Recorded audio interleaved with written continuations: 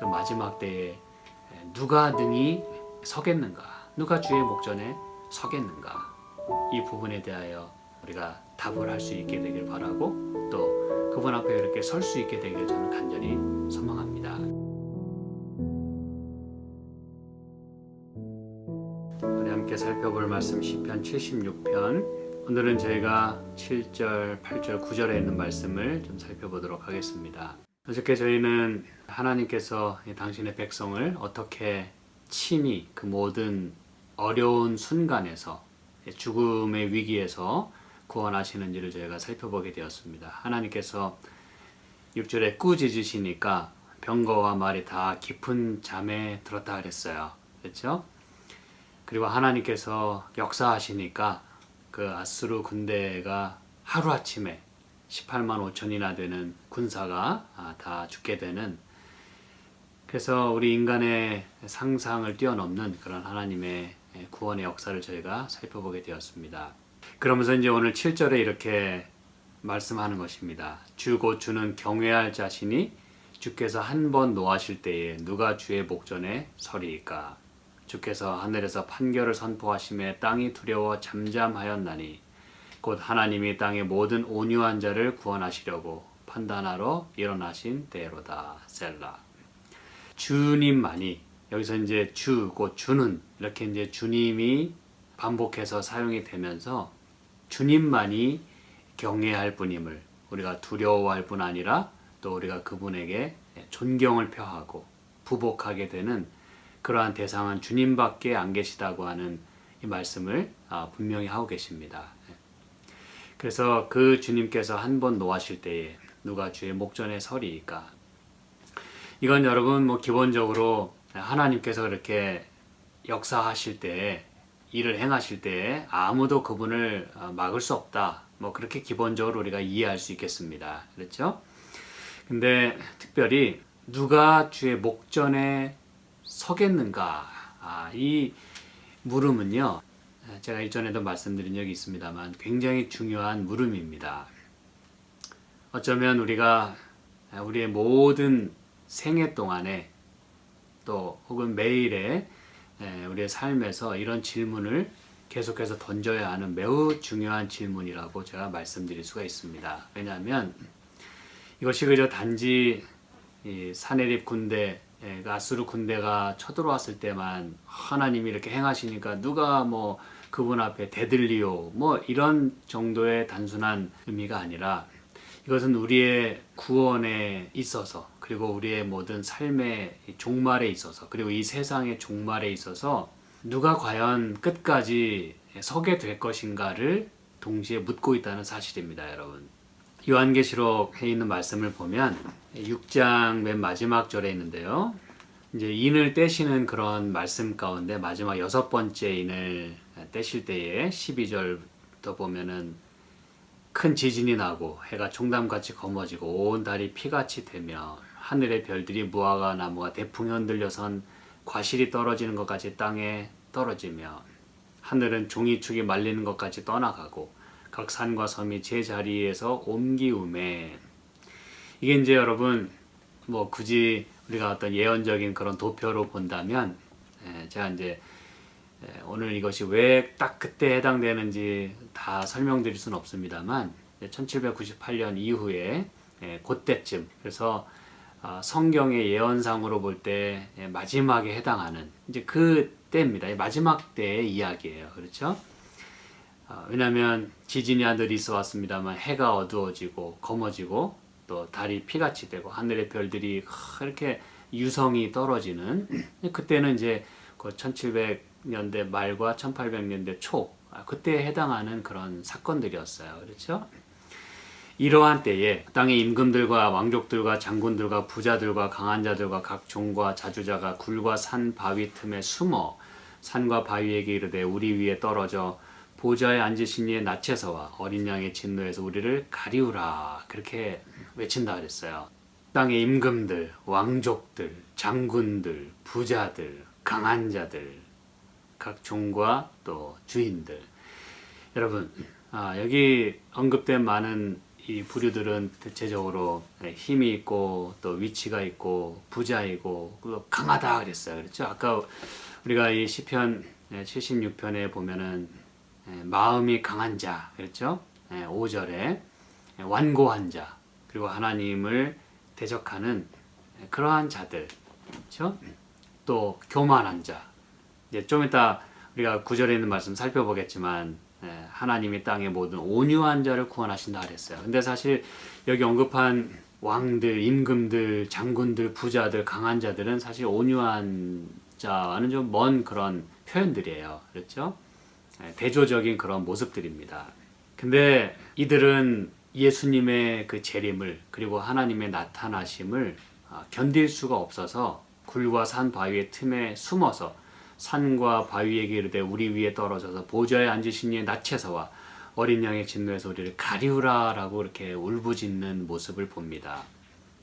그들의 이제 마지막 운명인 것이죠. 저와 여러분은 예수님의 현현 앞에서, 예수님의 또 재림 앞에서 그분에게서 우리를 가리우라, 그분의 낯을 보지 못하게 하라라고 울부짖는 그 무리에 속하지 않기를 저는 간절히 소망합니다. 저도 마찬가지이고요.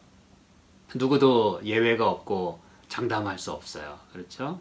그러면서 17절에 이렇게 이제 오늘 우리에게 중대한 질문을 던지는 것입니다. 그들의 진노의 큰 날이 이르렀으니 누가 능히 서리요?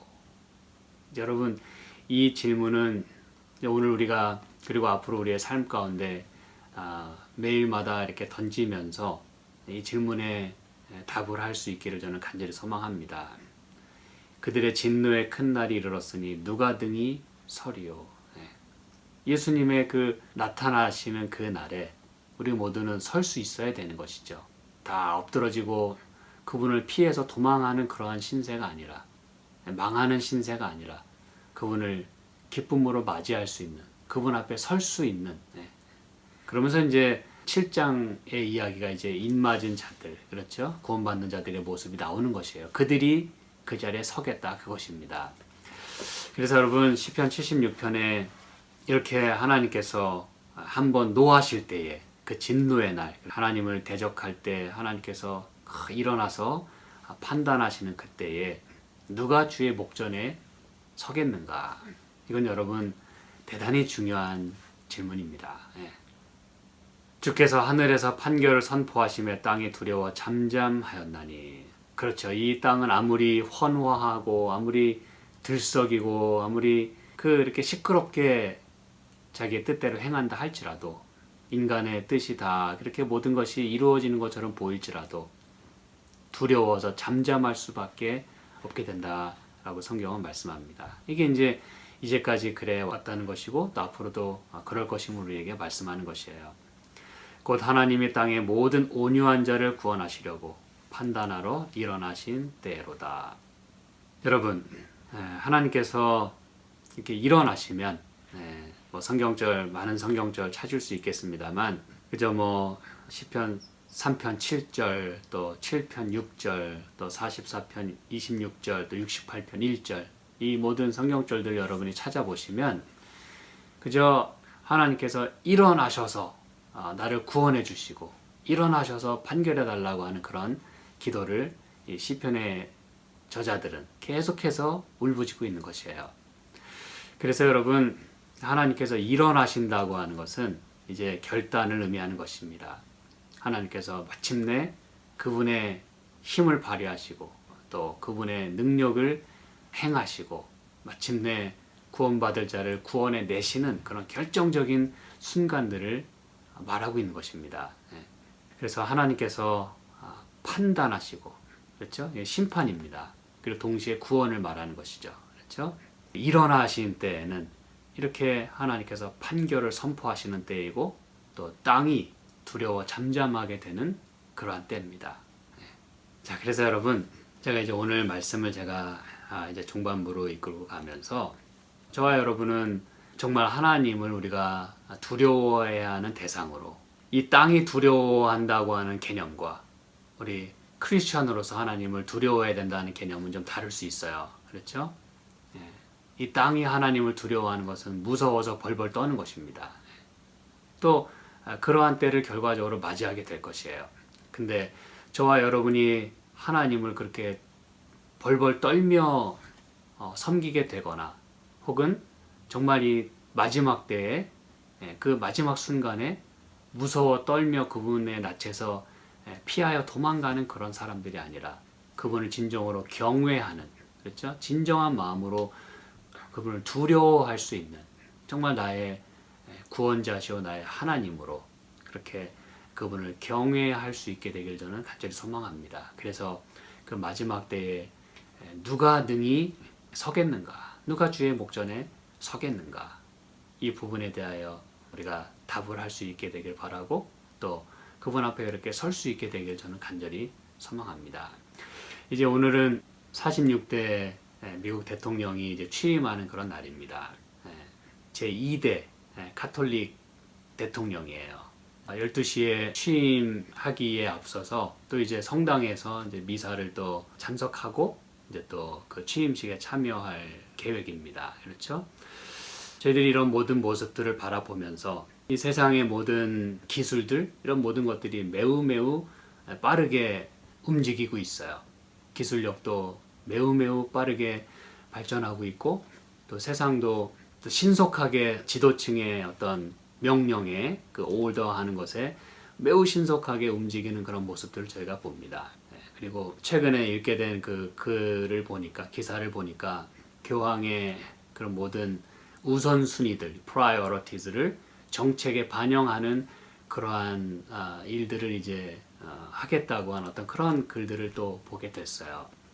그 어떤 내각들, 캐비넷들이 또 카톨릭 신자들도 꽤 있고요. 그래서 우리가 이러한 때에 정말 하나님 앞에 우리가 올바로 설 수 있을까? 그것을 늘 생각하는 가운데 하나님만을 우리가 경외하는 가운데 마지막 우리가 이 세상을 살아가면서 다시 한번 우리 신앙을 점검할 수 있는 그런 오늘 하루가 되기를 제가 간절히 소망하면서 오늘 말씀을 마치겠습니다. 기도하실까요? 하나님 아버지, 오늘 저희들에게 엄숙한 질문을 던질 수 있는 이 귀한 시간을 허락해 주셔서 감사합니다. 저희들이 주님께서 판단하러 일어나시는 때에 구원받는 백성이 되기를 저희는 소망합니다. 도망하고 두려워 떨고 마침내 심판받아 멸망하는 그 부류가 아닌 정말 주님을 의지하는 가운데, 주님만을 저희가 섬기는 가운데 올바른 신앙 속에서 오늘도 주님과 동행하면서 주님의 구원을 저희가 경험하고 또 마지막 날 그 주님 앞에 서게 되는 그때에 우리가 주님 앞에 구원받는 백성으로서 주의 목전에 설 수 있기를 저희가 소망합니다. 저희를 도와주시고 오늘 또 새로운 대통령의 그런 취임을 저희가 이제 오늘 겪게 되면서 주님의 선하신 뜻이 이 모든 나라와 또 민족에게 적용이 되길 저희가 기도드리고 또 성경의 모든 말씀과 또 예언들이 또 우리의 눈앞에서 또 펼쳐지는 그런 모습들을 바라보면서 오늘도 믿음으로 저희가 행할 수 있게 저희를 축복하여 주시옵소서. 모든 되는 일을 하나님께서 섭리해 주시고 또 개입하시고 역사해 주시길 간절히 바라오며 예수님의 이름으로 기도합니다. 아멘.